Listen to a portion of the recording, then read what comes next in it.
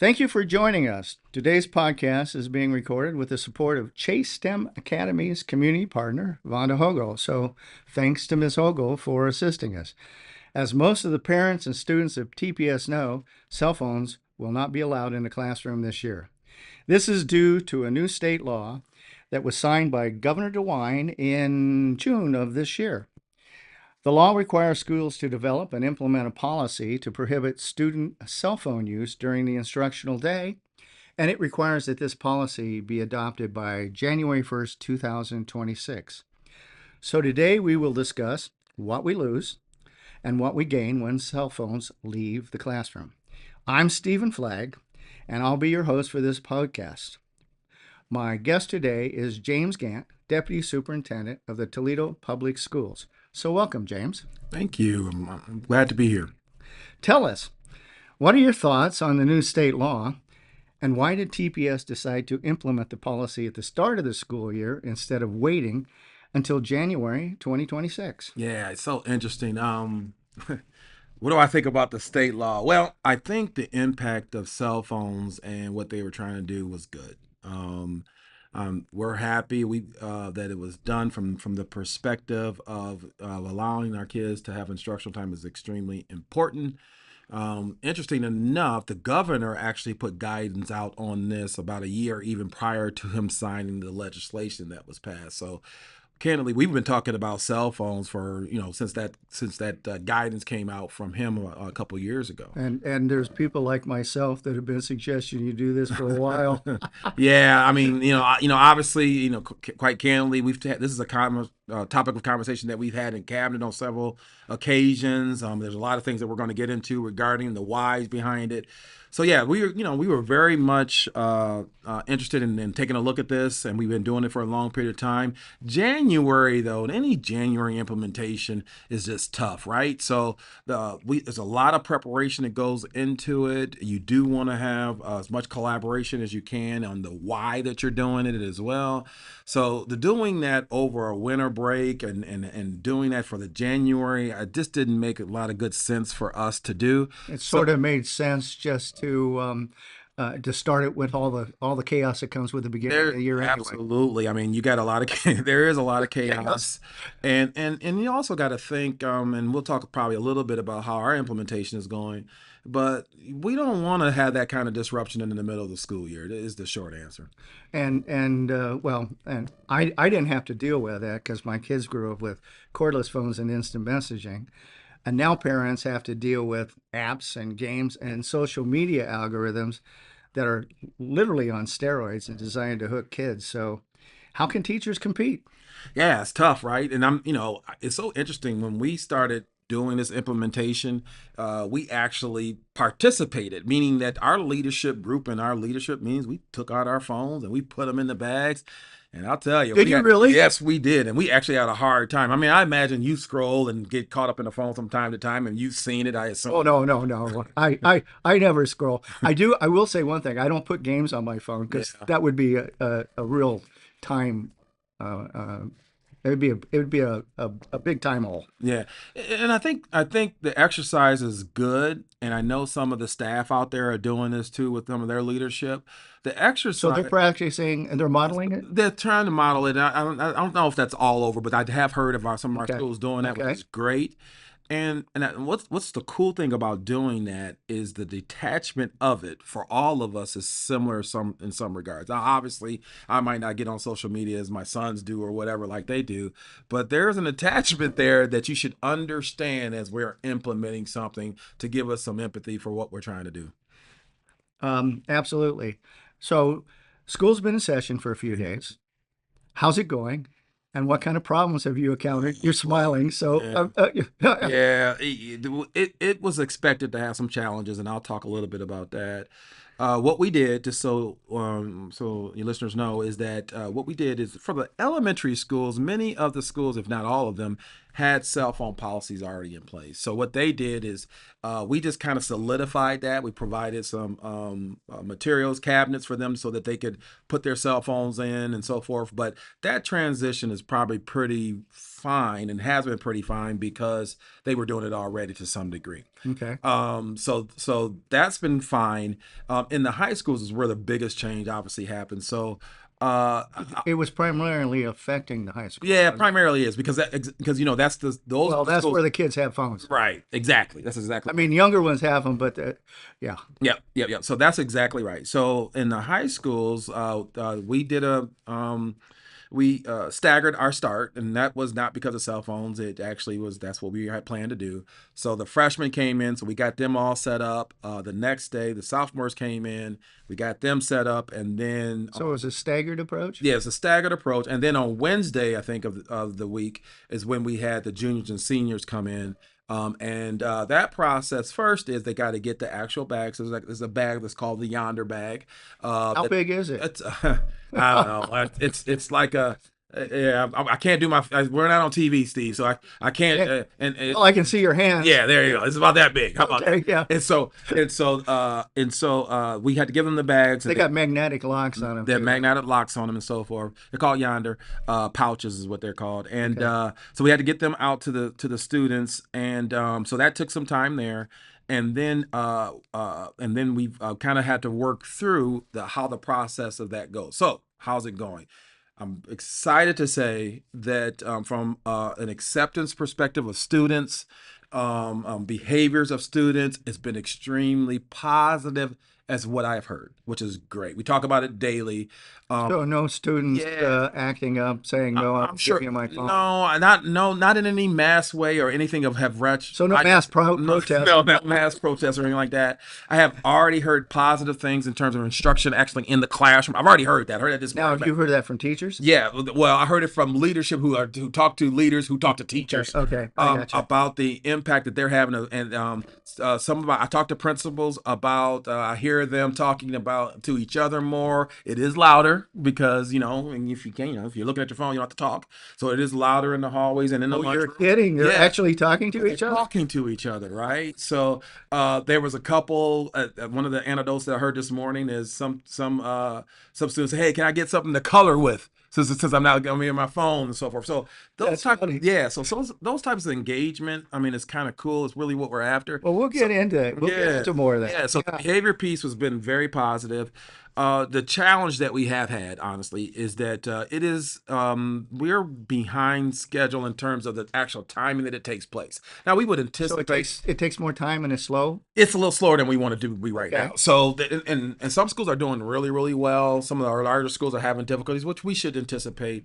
So we're going to have to really work through to make sure that we can get these kids in classroom as efficiently as possible. So I would say that's the major challenge that we're dealing with. But at the same time, still sounds first positive. week. Yeah. This is the first week, so it'll get better and better as we go. So I'm excited to see that, but it's actually gone off a lot better than I really anticipated at this point. Well, that's interesting that you're using Yonder pouches. State law just says you have to eliminate them from a classroom. So that's more expensive. Why didn't you just have them keep them in their backpacks? Well, I know first there's a few reasons, right? So one is we have to make we're the largest school district in the area. Obviously, we have over 24,000 students. Obviously, they're not all high school students, but we got 6. How many are in high school? We got 6 comprehensive high schools. I would say probably you're looking. Boy, I don't know, about 6,000-7,000, I assume. That's a lot of pouches. So exactly. Was it expensive? The Yonder pouches were enough. I mean, I think we spent. I'll have to give you the specific date. I think about I'm gonna say maybe $500,000 on the pouches themselves. Okay. So, Okay. And so probably an investment that's going to pay off in the long term. I think, and the reason why we did it, one of the reasons why we did it is we have to have some type of mechanisms of control of how we go about doing this process. There has to be some consistency with it, and when we're able to do things from a district level perspective and provide guidance from that, it's just better from a communication perspective.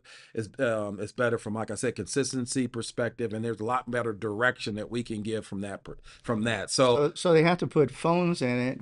What about watches? Yeah, they have to put the watches. And Yonder pouches doesn't keep Bluetooth signals from coming through. So the watches have to go in, and they have. So anything is connected to their phone. Yeah. How about their iPhones?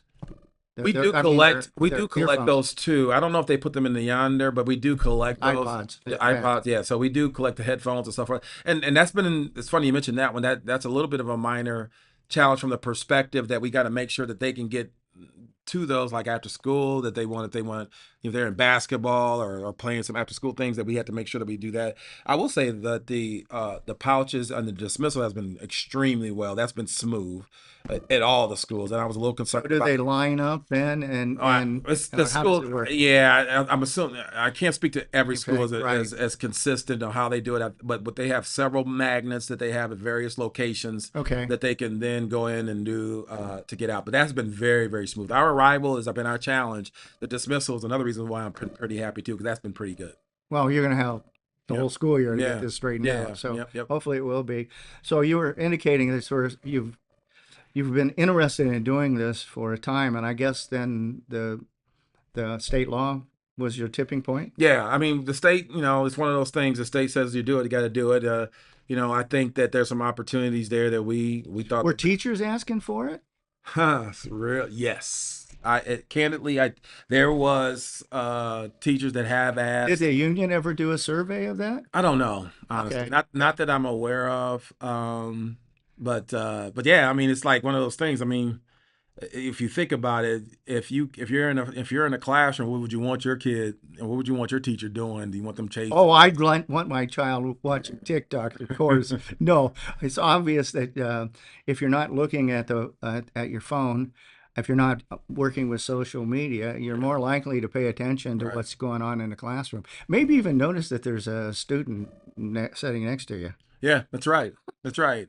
And then I mean those conversations, and we'll probably get more into this, but You think? those conversations in terms of engagement that provides connection. It is a safety tool to understand that I'm able to communicate better amongst my peers and teachers and so forth. Engagement, that's a safety tool because awareness and concerns can be expressed a little bit differently and more openly, and you don't have to look at your Well, phone. how many people have you ran into on the sidewalk because they're looking at their Yeah, phone? that's right. That's right. I'm Yeah. sure it happens Yes. Yes. in the hallways too. Right. Right. Yeah.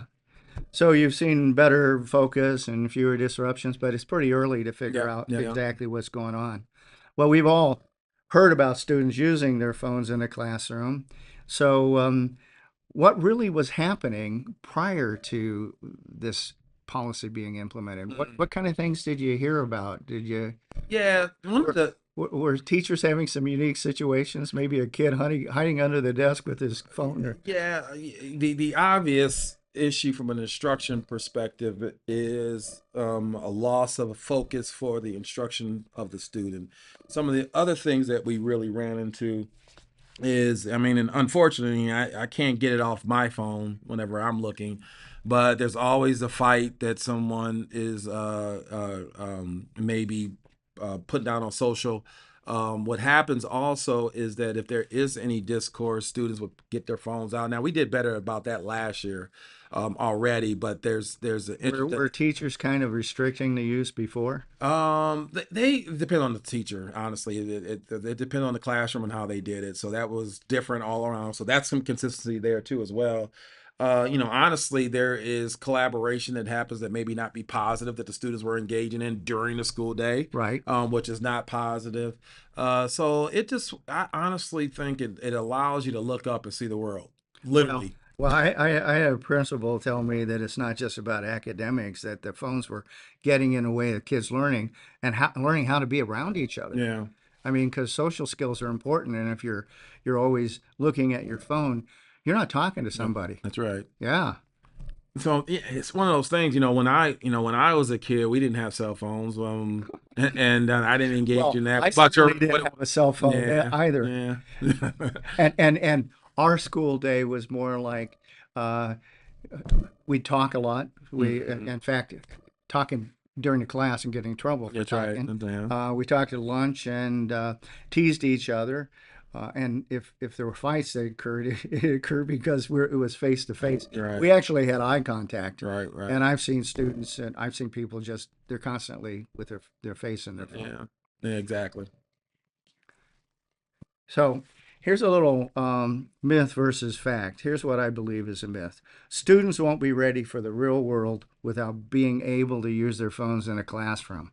What is the real story? Well, let's think about it. All right. So when I go for when I'm at my job or working or in a meeting, I shouldn't have my phone. When I'm presenting or presentations or providing service, I need to be able to interact in You order. certainly don't want it buzzing while everybody else is in the That's room. right. That's right. One of the things that, even I mean, when I'm meeting and conscientious meeting with folks and engaging, whether they be employee, parents, or anyone, I'm consciously aware where my cell phone is. Not because I want to I use have a it. watch, and Yeah. I constantly know what's Yeah, going on my yeah, phone. yeah. It's not because for me, it's not because I want to see what's going on. I want to move it away so that the people that I am engaging with know that I am engaged with them. I think that's extremely important. Well, it's kind of rude Yeah, picking up the phone, yeah, looking at it it while really you're in a is. meeting talking with other It people. really Yes. is. So I think it's a myth to think that it doesn't prepare us. I think actually it does actually the opposite, because now if I'm going to be prepared by a phone, then I'm going to get prepared by Taylor Swift or The Rock or whoever else is out there that I'm looking at. And that has its place, right? I think there's a place for that. But from a Well, in the real world, yeah, we have to learn how yeah, to work with digital devices, that's right. That's and it's right. becoming even more and more important. That's right. Well, parents have had a lot of concerns, and I bet you've heard a few. I've Yeah, certainly heard of a few on television. yeah. And a top concern I always hear, because parents are used to instant contact with their kids. So, how will parents be able to reach their students when there's an emergency? I apologize for not bringing this up sooner, because I do think it's a major concern that parents may have. But there's a couple things. One, the safest place for these students is at school. Ah, that's correct. There's no doubt I about mean, that. even with all the things we hear about, it's still one of the safest places you can be. That's right. The best thing for our students and safety wise during the day is at the school. So that's one thing. The other thing is that we have protocols in place that we make sure that we communicate effectively with our parents Okay. in case of emergency. Now, we should always be trying to improve upon that and make it and do the things that we need to do to make sure we're communicating effectively with our parents. But there is a way that we should be communicating with our parents in case of emergency, that they have complete knowledge of what's going on. Well, how have you tried to communicate that to parents with the process? Because when I was a kid, it was pretty easy. You Mhm. just simply called the office and they got a hold of you, and and today they're used to contacting them on their cell phone. Yeah. So, what have you done to make sure that they know how to do it? Well, in terms of how to do it, well, they can call the office, and we make sure that we do that. We can communicate from that perspective. In cases of emergency, we can provide them access to the phone if we need to. But if there was a mass unfortunate incident that happens, there would be messengers that go out. There's all calls that go out that can go to the actual the parents. Do you have a system that's set up to send Yes. to their Yes. cell phones, or yeah? Yes, Okay. yes, and you could. I wish I had the information here, exactly the number, so that you could, so that Well, you could sign. you weren't prepared then, were you? I could always do better, Steve. You know that. Okay.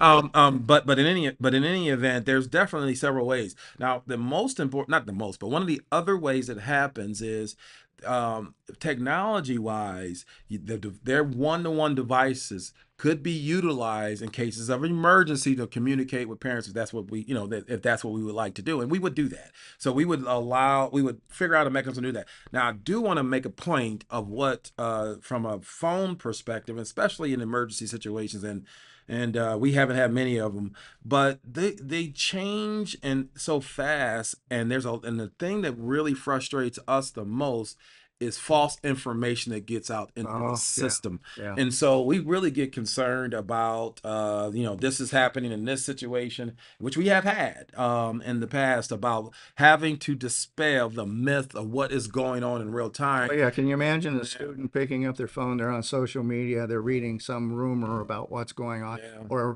and it's not really happening. Yeah.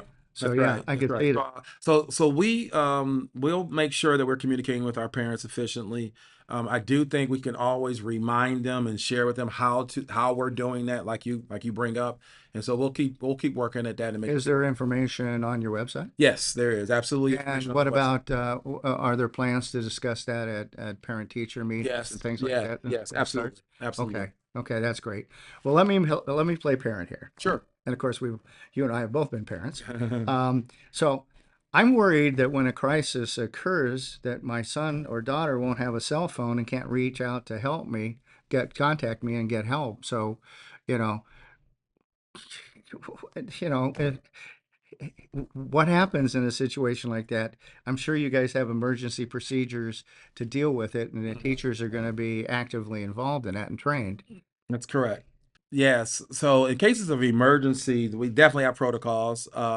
There is a reunification site that exists. There'll be a command center that exists. We'll be communicating out to parents about various issues that may be existing. We'll do all calls. We'll do messaging. We'll do it all. All that will take place in case of And emergency. exactly what is an all call? All. Thank you for that. 'Cause an all call I'm not a parent no, today I'm with with a you. student. No, I'm So, with you. I'm yeah. with you. I mean, if your contact information is up to date, and if you're hearing this, please make sure your contact information is up to date. We have It's even more important now because you can't get yes, contact with your student by a cell phone. that's right. And so if your contact information is up to date and you've signed up, we have the ability to give you a message that's global from the school itself, Okay. or the district. And so that contact information is extremely important. We could also text, we can email you and all that.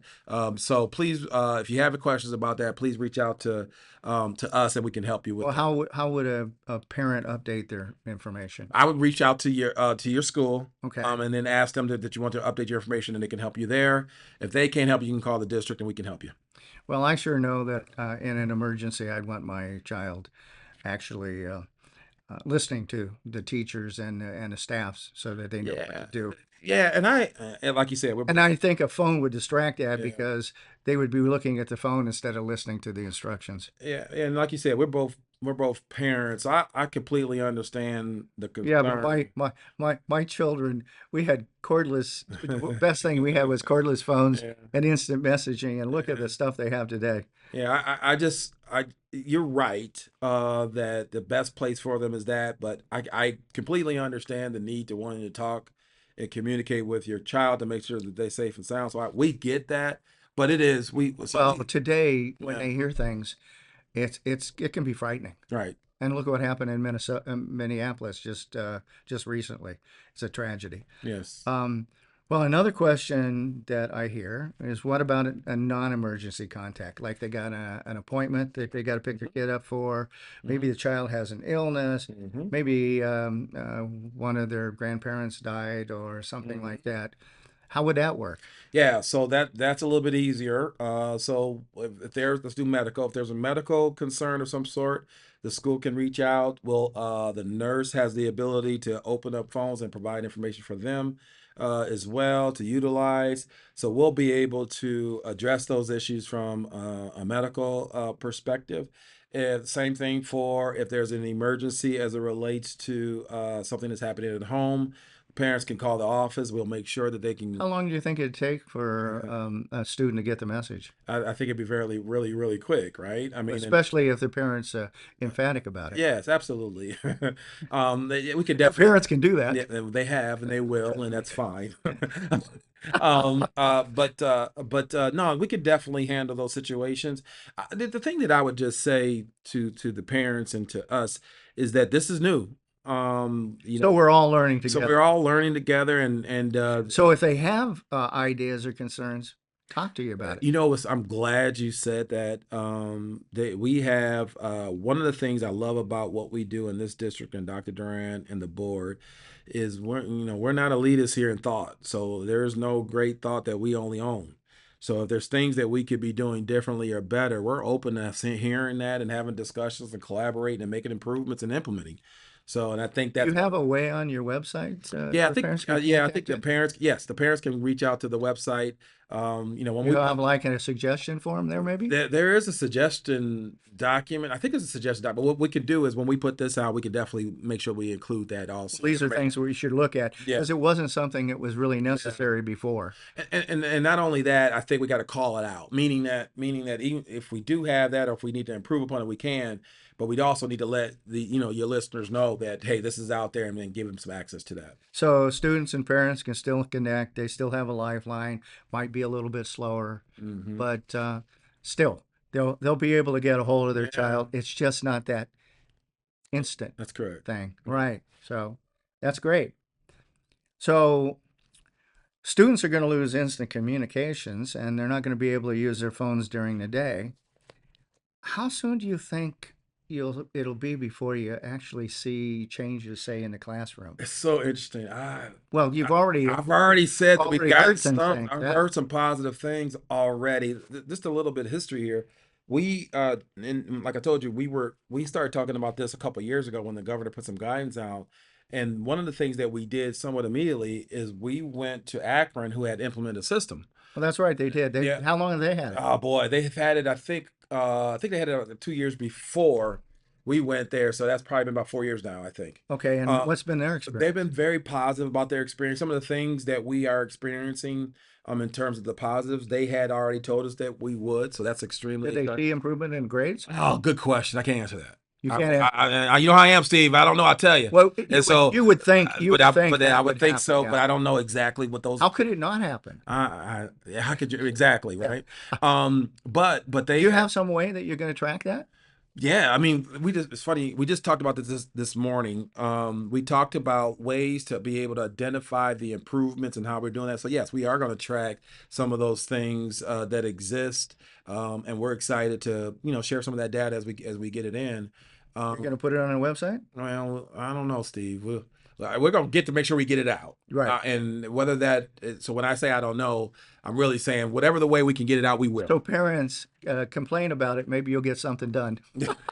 No, we try to get it done before they complain as possible. So Well, in order to be there's proactive, nothing wrong proactive. with a little shout out. That's right. That's right. Yeah. That's What right. about what do you think you'll have fewer fights when these? Yeah, I think so. I think we will. I think if you think about it, Well, today, yeah. how do kids interact?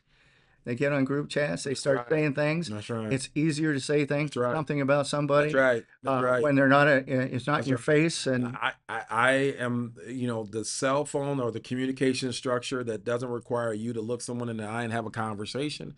It allows you to have some electronic courage in a lot of ways.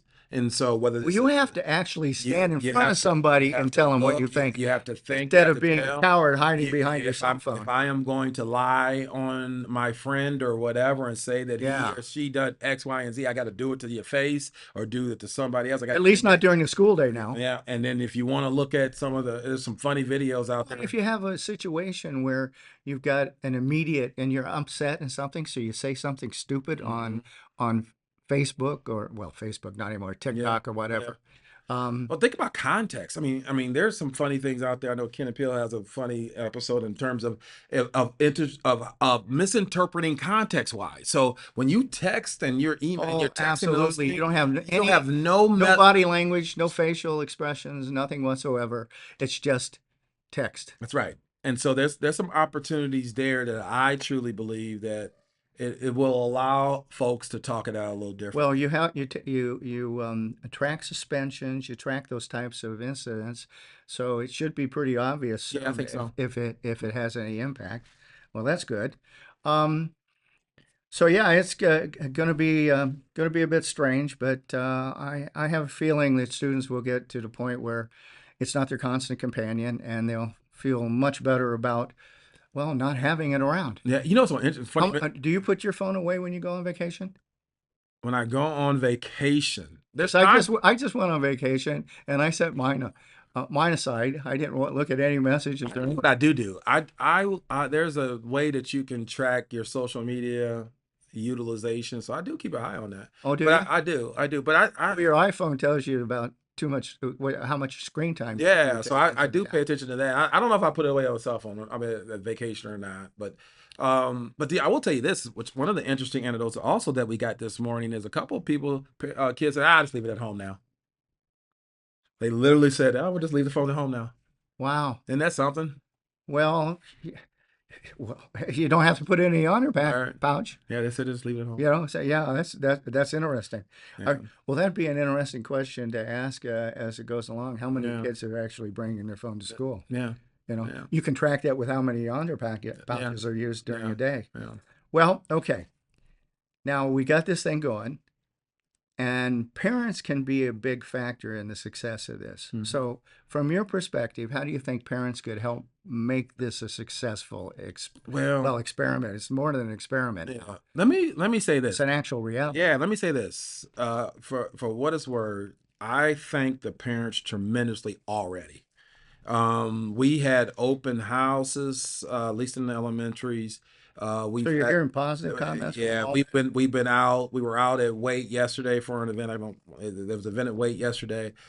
Parents overwhelmingly has what has been reported has been very positive about this, about what we're doing, and I thank parents for that, because candidly we're a partnership, right? We can't educate this student if we're not aligned in some form or fashion, and I think on this one And this there, is our way of trying to make yeah, that connection better. yeah, and I think that alignment is very, very helpful. So I want to thank parents, but what you could do to help is continually talk to them. I think it could be an opportunity for you at home to have better conversations amongst your kids at the dinner table potentially too. Because I'm assuming at the dinner table there's a cell phone out too. At least there was in my Well, family. So who knows? It might be one of these things where parents say, yeah, "It's done so well with my kid at yeah. school. Maybe we'll put it down at the dinner Maybe put it table." down and have some conversation. So I think there's some opportunity to socialize differently with your kids. I think we can set some boundaries in terms of what that phone looks like. I would encourage feedback. I would really, really encourage feedback from parents to let us know what they like or don't like, what works, what doesn't work, what we could be doing differently. I have no problem. We have no problem as a district hearing those things, because I think that engagement is important. So those are some of the things I think that they could do. What do you think the parents could do at home? Well, kids always are watching. There's no doubt Yeah. about that. And parents, I've got two children myself, and one of them has children, and they're young, and they spend a lot of time scrolling on the phone. So probably one of the best things they could do is walk the walk, and model good Hmm. practices. Put their phone down once in a while, and actually talk to their children. I think that would have. So they need to model a little balance Okay. themselves, don't you Yeah, think? yeah, I think that's a good idea. Yeah, yeah. Maybe we all need yonder pouches once in a while. Maybe. I believe that's very true. Okay. Some may feel that this policy is a bit about controlling family and their communications with each other. To me, that seems like maybe a myth. Yeah, absolutely, it's a myth. Obviously the governor legislation put this out, but this is about educating, right? This is about education and instructional time and socialization of kids, and hopefully making better citizens in the Well, process. we have So, a purpose here yeah, at school, and that's that's right. to give them the best educational outcome they can possibly have. There's Yeah. no doubt about it. So it sounds like TPS has clear plans for emergencies and urgent communications. You talked about the importance of the parents can play in making this work, and there's better focus. It sounds like maybe some safety. What about punishment? Mm. How do you deal with a student that's going to violate the policy, especially in these early days of adoption? Yeah. So we had to have empathy, one, and that is a transition of understanding that students, need to work Takes their time. take some time to get going. So that's we've done that. We do have it is a part of our discipline guidelines as You well. have an actual discipline policy for this? Yeah, we do. We have some discipline guidelines for it. I don't know what tier it is, but it would be in school suspension potentially or ISS that they might be able to go to. But And what would have to happen for them to get an actual suspension? well, that they're not. You mean like breaking into their underpack pouch? Well, no, I don't know if that we can share the disciplinary policy. We'll put that We can online. put it on, Yeah. but I think we're gotta have kids. I mean, we want instructional time, so we want kids in school, right? So Yeah, yeah. we're gonna hope for the best, and if we have anything that we have to deal with, and we will, we're gonna do that within the school whenever possible. That sounds great. Yeah. Well, Let's wrap this conversation up unless you'd like to add anything. So I want to thank you, James, for joining me. Yeah, the thing I would add is I thank the parents again. I want to thank you, Steve, as well. As you know, you have been saying, let's do this from some time ago. I appreciate you taking your time to have this conversation and help lead with us on this. So I appreciate that very much. Thanks, James. Yeah. I appreciate that thought. To our parents and listeners, thank you for taking time out of your busy schedule to learn more about what is happening in the classroom. Let's build a better learning environment for our children. I'm Steven Flagg. My guest today was James Gant, Deputy Superintendent of the Toledo Public Schools. If you need more information, check out tps.org. That's tps.org. They have a number of resources you can access. Let's all have a safe and great school year. Yeah, what do you think? And thanks everyone for listening. Thank you.